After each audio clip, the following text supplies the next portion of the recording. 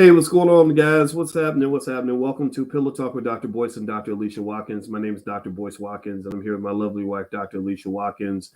How's everybody doing today? I hope you guys are doing well. Dr. Alicia, can you hear me, ma'am? I can hear you just fine. Okay, great, great. Because I know you're in the other office. She's pretty close to me, but we're actually doing the podcast from separate rooms today. And so I want to say hi to Jermaine and thankful and grateful to El Hodge and Elijah Cox. How you doing? Please, please, please hit the thumbs up button and also shout out the city that you're from. Let us know what city you're coming from. And so I want to come in here and just hop in and ask everybody if you have heard about this interesting kind of back and forth that's happening with Irv Gotti, who's the CEO of Murder Inc., and Ashanti, who is a great singer, who still is a great singer, and who still looks great, for her age and everything else. Give me a yes in the chat if you kind of saw some of this, and then I'll explain why we're having this conversation because I know some people would say, well, why are y'all talking about this? Well, let me ask my wife also, as Rico's checking in from Chicago and Troy's out of Charlotte. So, babe, have you followed any of this? Have you seen any of this stuff with Urban Ashanti?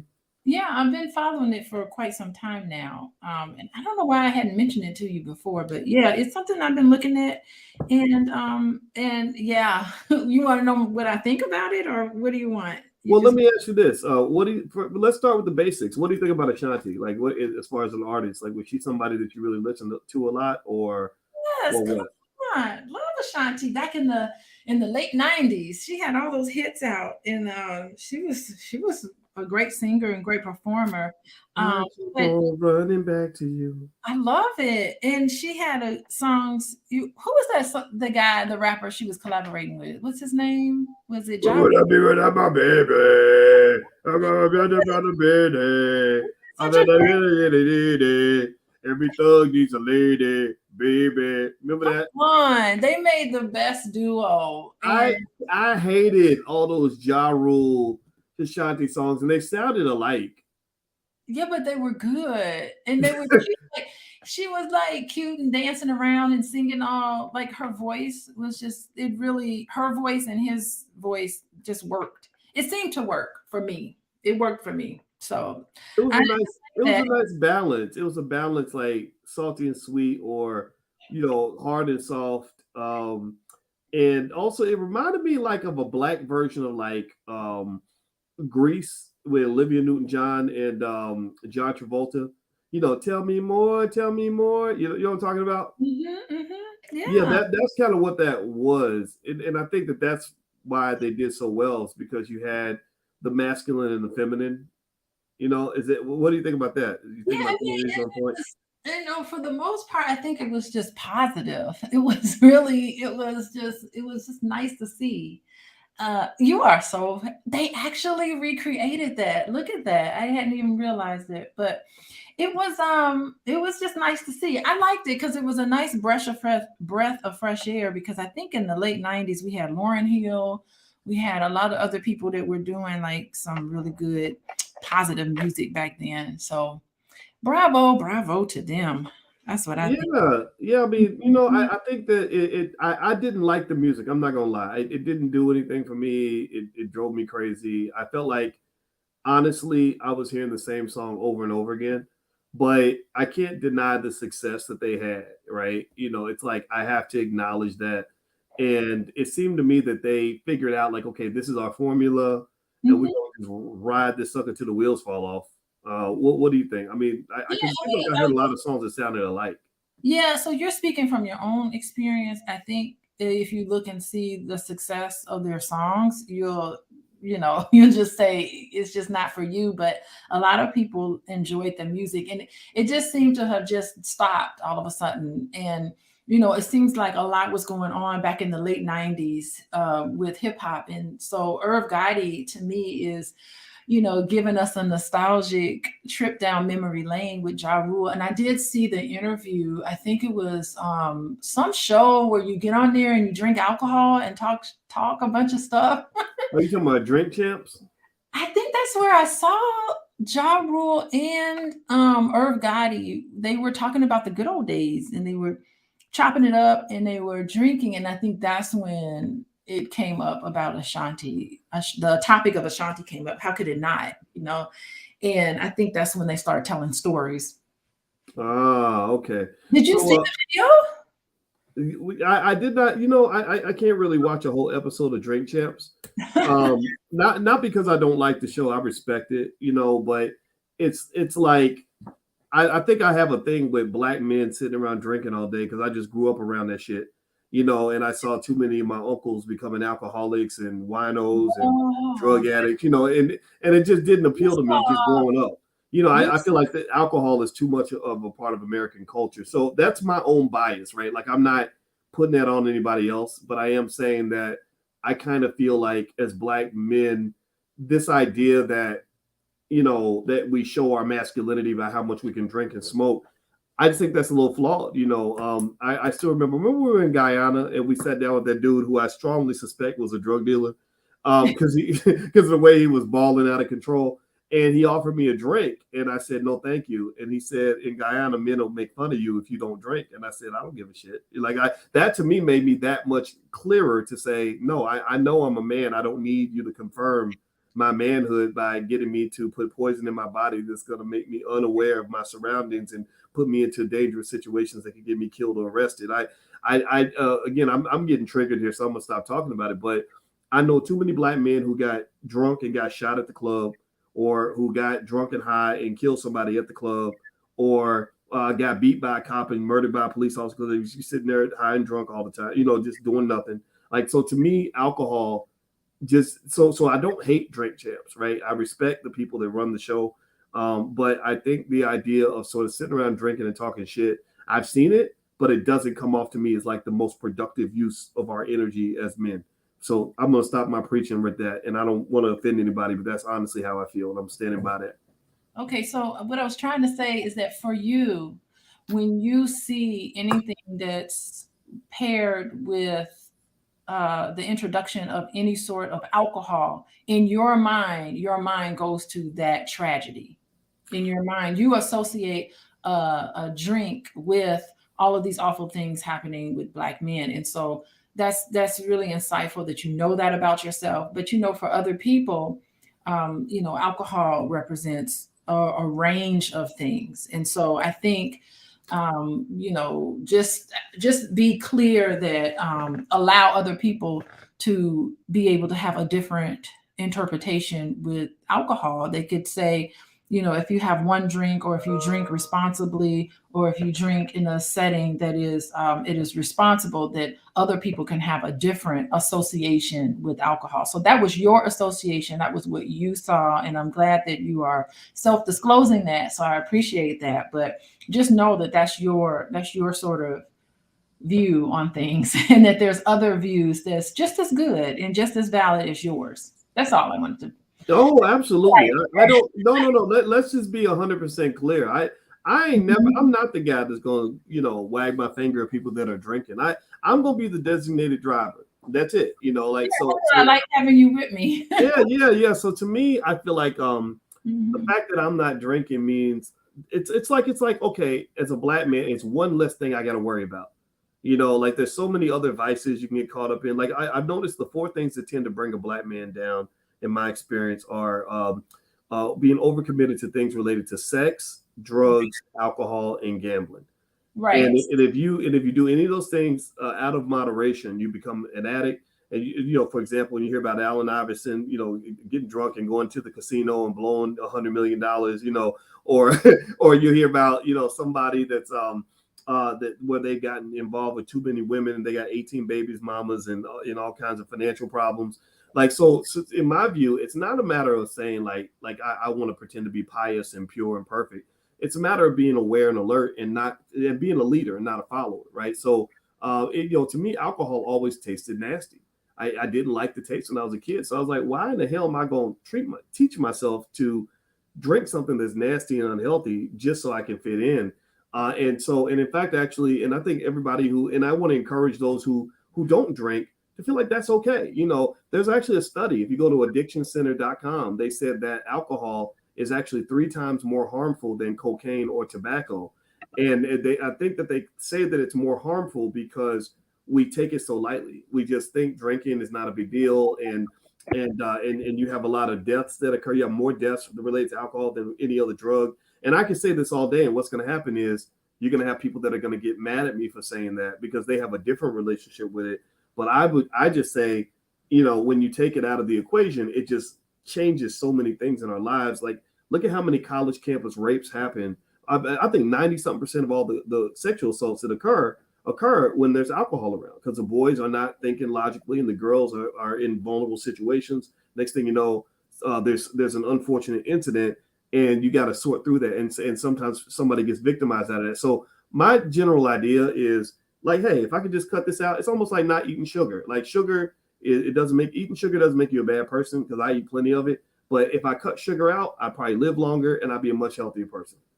Well, yeah, I mean, I think what you're saying is that I don't know why people would get mad because someone else has a different point of view. To me, I don't even understand why people would get mad at that. But the thing is that there's nothing wrong with sex, right? What's wrong with it is when it just goes, it takes over your life, and it's used in a way that's kind of harmful to you and the people around you. There's nothing wrong with gambling. There's nothing wrong with alcohol in and of itself. It's just, if you indulge a little too much, because, sex, alcohol, gambling, a lot of people use that as a celebratory moment, right? And so, of course, you don't want to live there and be controlled by all of that. You want to be able to be responsible. And I think what you're talking about is not necessarily just alcohol. I think what you're talking about is just adults being responsible for their behavior. Yeah. That's just what it sounds like. And so, that's unfortunate that that triggers you in that way. Like, Yeah, you are something for you to kind of look at. But I think what's really happening is just being responsible for your behavior. And I mean, if we want to get into the topic today, the issue with Irv Gotti is just in this sort of kind of atmosphere. He felt that he needed to talk intimately about his private relationship with Ashanti, apparently, and a lot of people have thoughts about that. What did you think about that? Yeah, you're right. You're right. Thanks for bringing me back on point. And by the way, before we move on, I want to remind everybody you are listening to Pillow Talk with Dr. Boyce and Dr. Alicia Watkins, and this is where we're both professors, so we like to just have conversations that we hope are insightful about things that are happening in the world, particularly in the areas of love and money. Dr. Alicia is a licensed therapist. She sees couples on a regular basis, as well as families and individuals. And my PhD is in finance. And so areas that relate to love and money, we love to talk about these things. So let's jump in, hit the thumbs up button. Everybody take a second, please hit the thumbs up button. So let's talk about Irv Gotti and Ashanti. So here's the interesting thing about this, right? So I'm gonna throw something out at you point blank. I want to ask everybody, give me a yes or no in the chat. If you agree or disagree with this statement. Okay, so there's a conversation now that where basically people are saying, why is Irv Gotti talking about Ashanti? Keep Ashanti's name out your mouth. Why are you talking about Ashanti? You dated Ashanti. I guess they dated 20 years ago. And he's been telling a lot of stories. Every interview is Ashanti, Ashanti, Ashanti. Now, and he's explained kind of why he's done that. But I did think it was kind of odd too when I sort of saw that. I personally would never do that to somebody I dated a long time ago. But I'd be curious to ask everybody, do you think that there's like a double standard? And the reason I ask about the double standard is because you've got a lot of shows out here. You got shows like the Real Housewives, Basketball Wives. You've got docuseries, whether it's extreme things like Surviving R. Kelly to What's Love Got to Do with It with Ike and Tina Turner, where women are encouraged to tell their stories about the men that they've been with. There's a whole billion-dollar industry of women on reality shows, basically because of the relationships they had with famous men, talking about their experiences with those men, telling their stories about their experiences with those men. So do you all think that there's a double standard? Give me a yes or no in the chat, and I'd like to hear your thoughts on this, dear. But like, really, I wondered if there's a double standard, because I see women all the time, talking about their relationships they've had with famous men. So when the script is flipped, it seems that everybody's offended and shocked that he would do this. What do you think? Well, I mean, the thing is that Ashanti's not upset about it. I mean, people have asked her. They said, "What do you think about Irv Gotti talking about your relationship?" From my understanding, is that she's like fine with it. She's like, okay, if he wants to, it doesn't seem like she is very uncomfortable with what he has been saying about their relationship. So I Hmm. don't know why would everyone else be outraged if she herself doesn't really seem to have a big issue with it. It doesn't seem like it really bothers her so much. Well, I'd like to ask everybody a question in the chat. Yes or no? If you had, would you be offended? Like, do you think it's inappropriate? Like, if you have an ex, think about somebody you dated 5 years ago, 10 years ago, 15, 20 years ago, and imagine that they were doing lots of interviews, and all they did was talk about you and tell stories about you and your relationship and the first time y'all had sex and what the first date was like and everything else. How yes or no, would you feel like that was okay? Yes or no, that would not be cool. What do y'all think? And I want to ask everybody that because when I think about shows like Basketball Wives and others, I remember when I first saw Basketball Wives, I remember thinking, I wonder how their husbands or ex-husbands or ex-boyfriends feel about them profiting from the relationship that they had. Like literally most Basketball Wives, the only reason they're on the show is because of who they dated, who they were married to. They're eating off of that. They're eating off the name of that person. And I personally wouldn't enjoy that. I've seen some athletes who said that openly. They said, "Look, I don't like my wife being on any of these shows." So I really kind of felt for it. I didn't agree with what Irv was doing. I kind of felt like honestly, I feel like that's a little tacky. I think that what happens between you and that other person is between y'all. But it ain't like he's the first one to do this. Yeah, remember Superhead? Remember Oh Lord Jesus, not Superhead. Did you bring up Superhead? Oh, I read that book. I read that book from cover to cover. I was Did really like, you? yeah, I was getting the tea on that one. But Wow. she didn't tell all the names, but she was telling some names, boy. Yeah. Wow. Yeah, you That's don't remember that book? I remember I don't remember her Superhead. real name. I remember her book. I remember her, what she was famous for. Um, I also remember being just surprisingly really impressed with an article that she wrote for I don't know if it was Vanity Fair, so because you know how it is. The more ratchet a black person is, the more white people just think that they're awesome. Like they like when Lizzo and people like whatever you do, the more debaucherous your stuff is, the more they'll put you ahead of like a decent black woman who's actually trying to be known for her brain, whereas she's known for her head. But but yeah, with Superhead, I do remember her making a lot of money, probably millions of dollars, by telling stories, private stories about the men she'd been with, and I just think that's kind of tacky. And I think that if that was a man doing that, saying, "Look, let me tell you about all the famous women I've slept with," I don't think the women would be so cool with that. And I just wonder why where this double standard kind of comes from. Yeah, was there was it Bobby Brown wrote a tell-all book? Mm, Bobby Brown, do you remember when you met with my mom and she was talking about the book she read? yep, yep, Bobby Brown, it was Bobby Brown, right? He did a tell-all book about all the women he was with. yeah, yeah. And I We had thought a whole conversation about how tacky it is to kiss and tell. Remember, we were talking about you don't kiss and tell. That's just so tacky. You don't yeah, remember? I wouldn't. I feel like, and here's the thing too. This is just taking it back to everybody who's listening. Uncle Boyce advice. You're the relationship expert, but I'm just the OG who has something to say about this.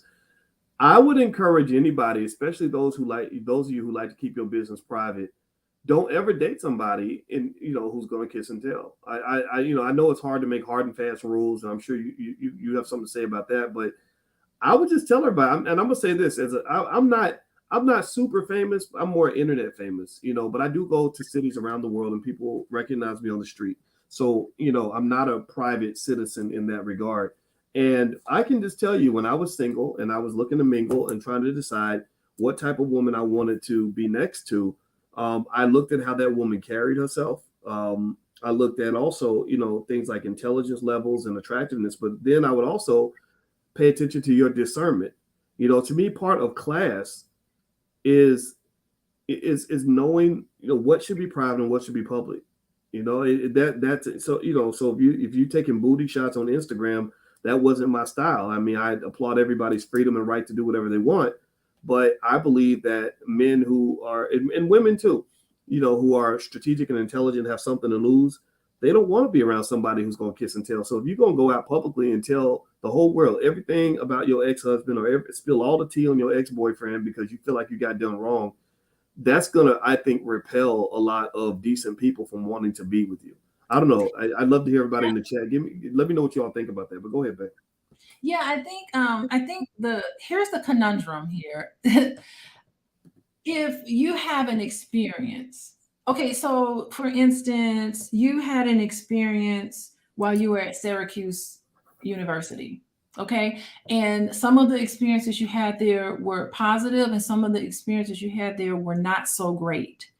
And what happens is that, boys, that's your experience, right? So that's and once you experience that, that's part of your story. Like, you can't tell the story of Boyce Watkins without including some of the stories that happened at Syracuse University. So Syracuse could say, you know what, Boyce, that's kind of tacky. You telling the intricate details of this university, that doesn't make any sense. And I don't think Syracuse has the right to do that, because it's I don't think you can tell somebody what they can and cannot talk about in terms of experiences, and being able to talk about it and write about it in a way where it can be useful to the public. So just as Syracuse can't tell you what to say, I don't think anybody can tell another person, okay, you have these experiences with me, you can't tell anybody anything. So I think it's just like a little slippery slope, and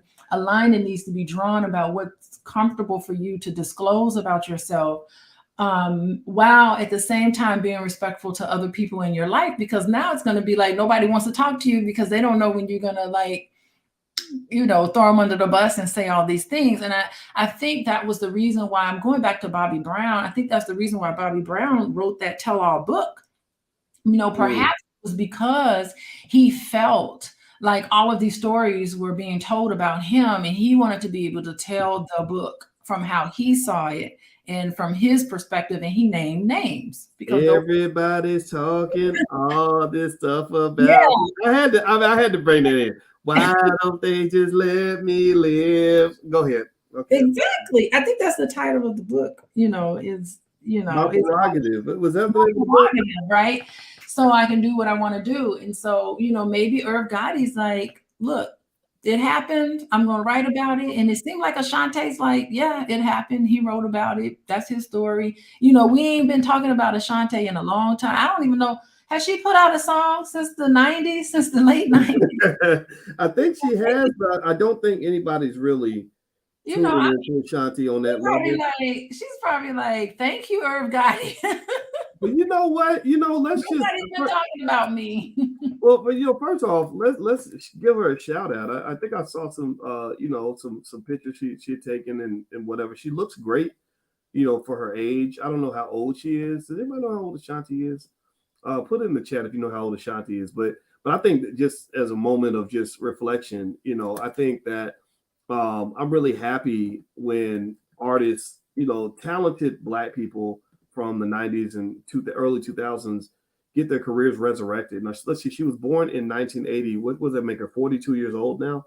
And she looks great, at the age of 42. And, which is completely inconsistent with that old theory on Kevin Samuel's show where the women over 35 are leftovers and all this other stuff. I never believed that. I think that there's so many beautiful women in their 40s and 50s and everything else, and Black don't crack, and Black women are just the prettiest things ever. So she reflects that, right? And I'm happy for her for that. And you are right, though. I think that if you take it in stride, right? If she isn't spending her time being offended, like, oh, the audacity of him to talk about me, maybe she might stop and say, I'm so glad he's talking about me, right? Like, because there is, and this gets to the economic side of things, and I want to make a couple comments on the economics of all this, the stuff the media isn't talking about. But before I do that, if everybody could do me a favor, please hit the thumbs up button, thumbs up, share, subscribe.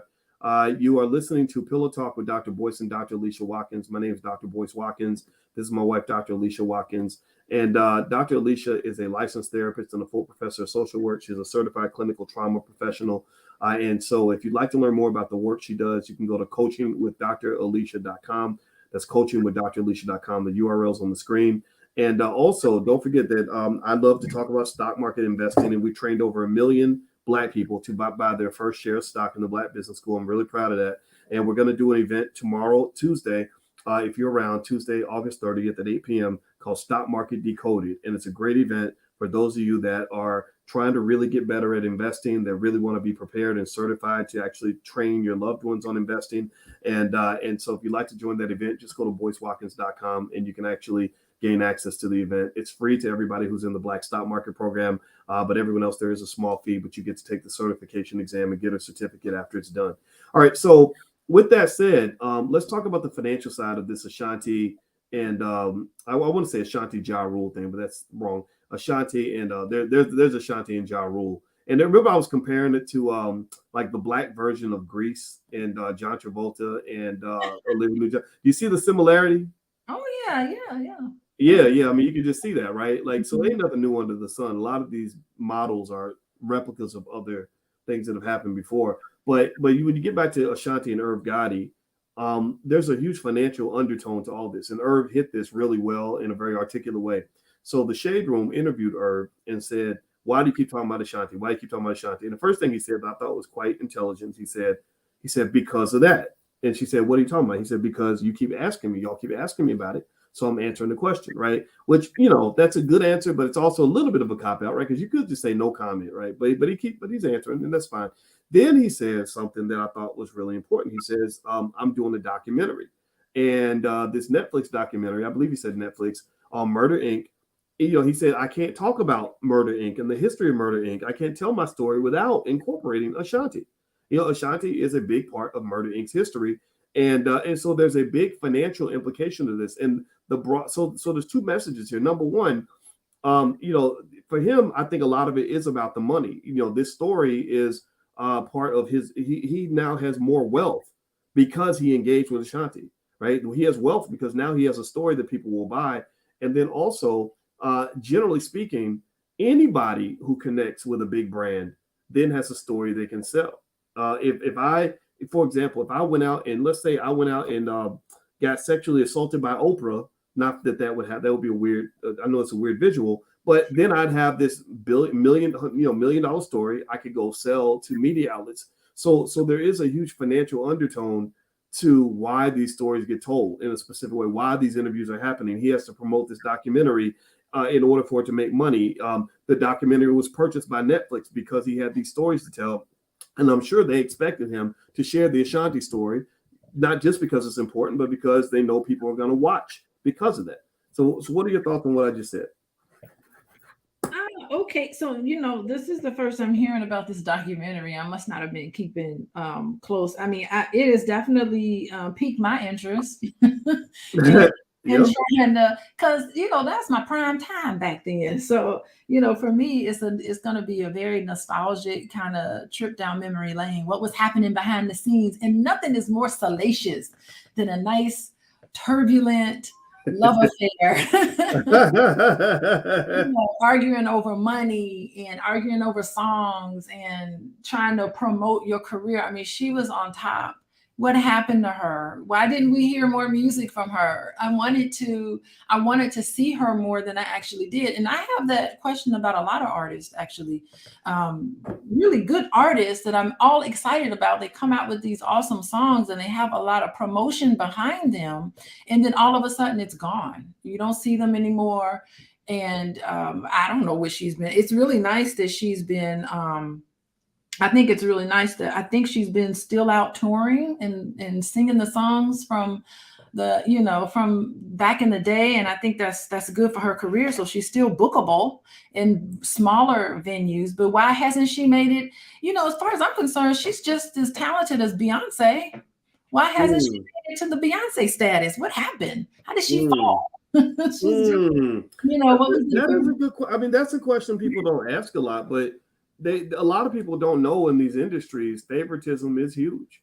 What You she know, messed up. She made a mistake along the way. Something happened in her career where she didn't get to. I mean, if she and Irv Gotti had gotten married, they could have been like the equivalent to Beyonce and Jay-Z. We don't know, but well, something happened. kind of, but not really, because he I'm wasn't gonna a be rap, he tuning in. wasn't a rapper. But I get what you. I guess he's not a I rapper, see him but like Dame Dash and Aaliyah. That's what I see. yeah, Yeah, yeah. I see them. Because Dame Dash was, he was outspoken enough to be public, but he was behind the scenes enough to be more of in that, I guess music industry executive kind of category. So he was kind of like a blend, and I think that they were. I think a lot of those guys I feel were kind of emulating the Puffy model. That's except Puffy actually would get on your record, right, and get on stage with you, but he wasn't like sort of the quiet guy that sat behind the scenes. So it's like this interesting blend. And I can say, Dame, I've known Dame for a few years, and I can say, and I don't think Dame will mind me sharing this, but he's still affected by what happened with Aaliyah. It was such a tragic story, and she was so talented. And if you really compare the two, Aaliyah and Ashanti were very similar in terms of their career trajectories at the time. Yeah. I mean, I'm even thinking about who else came out around that time. I'm thinking about Sierra, right? Sierra, did she come out about that time? I think she did. Yeah, yeah, I Yeah, think she I did. mean, look at Sierra. I don't know what kind of music she's making. She did a Well, did a she's making that billionaire music now because I mean her and Russell Wilson they're gonna hit billionaire status at some point. I think his last contract. What was his last contract for like almost $500 million or something crazy? Oh my goodness. All right. Yeah. So Sierra's moved into a whole different tax bracket. She's not in that entertainment level, income level anymore. She's not scrapping to do shows extra 50 grand. Like she's really like they're like corporate now. Like they can go buy, $100 million companies. And I really like that actually. I like seeing them graduate to that space of true wealth. You're not hustling for your dollars anymore. You're making money without working. And so I'm really happy for Sierra. And what I really think people should consider is that it was very intelligent and strategic. For whatever reason, she married Russell. I mean, she probably did. She probably did marry him. A little bit for the money. I mean, the money's hard to ignore, but either way, it was a strategic, intelligent move because she could have been in the gutter with Future. She could still be sitting around, and be one of Future's 18 babies' mamas. But instead, she said, "No, I want to be the wife of a man who is going to represent our family legacy in a way that is very powerful." Yeah, And but so, I think that Sierra, I mean, she could have just married Russell Wilson and gone to sleep. I mean, for what wait, I see, what do you mean, marry Russell Wilson and gone to sleep? yeah, and just not have just been, she could have just gone away. But I think that she's done a good job still trying to, what I see when I see Sierra is that she's still putting out music. I don't know how successful it is, but she's still putting music out. She's still dancing. She's still doing her thing. It's like she hasn't stopped what she's doing on her own. So it's like she has her own sort of groove that she's in. And it doesn't seem like she's deviated much from her style. She kind of has that Janet Jackson sort of like new Janet Jackson style. I don't know why. Every time she sings a song and dances, she just reminds me of Janet Jackson. Like, Well, she's also one of those ageless wonders. Like I mean, if you mhm, think about mhm. her and we're talking about Ashanti and some of Yeah. the others from that era. I mean, they still look great. They're still very talented. They can still drop it to the flow. Like they can do all that stuff. And The dancer. I don't think Ashanti's much of a dancer, but definitely Sierra. That's her area. She's a dancer. yeah, yeah, and I really think that that Mhm. there's something that to the extent that we pay attention to entertainers, we probably pay too much attention to them to be honest with you, because I think to me the real celebrities in the Black community are the people that are listening to this podcast, the ones that are raising the kids and working hard and building a good future for your family. Not just the people that white people put on TV. But at the same time, though, when I look at Sierra, think about this, right? She could have went through door number one and been one of Future's baby's mamas, with a long list of problems, financial and otherwise. But instead she went in this other direction where she chose legacy and damn near royalty. I mean, she's become royalty. Mm-hmm. You know, And then she comes out with a song called Level Up. And I was like, woo. yeah, level up, level I up, level up. A great song, a great song. You love know, that song. yeah. Oh, it's one of my favorite. You know, it's literally I can't name any Sierra song other than Level Up. To be honest with you, because it's really that first little part, level up, level up, level up. Like, you know, and I'm like, We've yes, heard a lot of her songs. yes. And so I think the lesson really for anybody listening is like in your life, find your way to level up. You know, get around people that are Mhm. gonna level you up. Everybody type level up in the chat. Like we gonna level up. Like don't level down. I know people want you to stay on the floor, stay on the ground, and you just think you who you think you are. Well, I'm gonna tell you who I think I am. I'm gonna level up and show you who I know I am. You know, and because the other thing too is that when you think about her transition, okay, she had that time where she that probably dated some guys that she maybe regrets, but it's like okay, now I'm 30. Now my life choices have to evolve with the stage of my life that I'm in. And I want to point to another example. Look at Jay-Z. Jay-Z is leveled up. Jay-Z is a 53-year-old man who wears suits every day and is married to a great woman and runs corporations. He could be like that guy who's still thinking that it's 1992, wearing wife beaters and football jerseys, trying to keep up with 22-year-old rappers. Like he really could be doing that. He could really be trying to act like he's younger than what he actually is, and I don't think that that's a winning formula. When you get older, be proud of being older. Like stop acting like you 18. You're not 18 anymore. And you don't even want to be 18 no more. I think that there's a lot of class that comes with being like that sophisticated, intelligent, wise, wealthy 40, 45, 50-year-old man, a 50-year-old woman. And I think our community needs to see that as much as we see, some of these Peter Pan Negroes who literally still think it's 1998. It ain't 98 no more. What are your thoughts? We all need to level up. Like how inspiring is this? All of us need to take some time and just level up. And really, I mean, that's in a lot of us have leveled up. I think even just like look at me and you boys. I mean, what if all of the women you dated before me, there was pictures, it was posted on the internet, and they were like, look at Boyce and this lady, look at Boyce and that lady, and Ooh, I mean, oh Lord. how would you feel about explaining all of that? How would I feel about explaining all of that? So, I mean, I think sometimes we got to be a little compassionate for celebrities. I mean, just all of y'all in the chat, what happens who are listening to us today? How would you feel if everybody you've ever dated, someone took pictures of and kept asking you about what happened with this person, what happened with that person? I mean, you pretty soon, Mm, I don't know, in that moment, I don't know if you're proud of everybody you used to date, but it was just where you were in that moment. So, yeah. you can think about. I think I leveled up. What did you do? You think you leveled up, boys? Oh, I know I leveled up. I know Okay. I married the girl of my dreams. I know I leveled up, and I can tell you, it's you're right. I mean, to give people a taste of what it means when you kind of when you are a little more public. It's like imagine if people that didn't even know you, from high school, are suddenly on VH1 talking about you as if they know you well, or somebody, and that was, I can even say that even, in my experience, I remember I would start getting Facebook friend requests from people who'd be like, yeah, you remember me from such and such? I'd be like, I have no recollection of you whatsoever. But I know that they would know me because they'd be like, oh yeah, we were in Mrs. So and so's class and da, da, da. And I'd be like, I don't remember having one conversation with you or anything.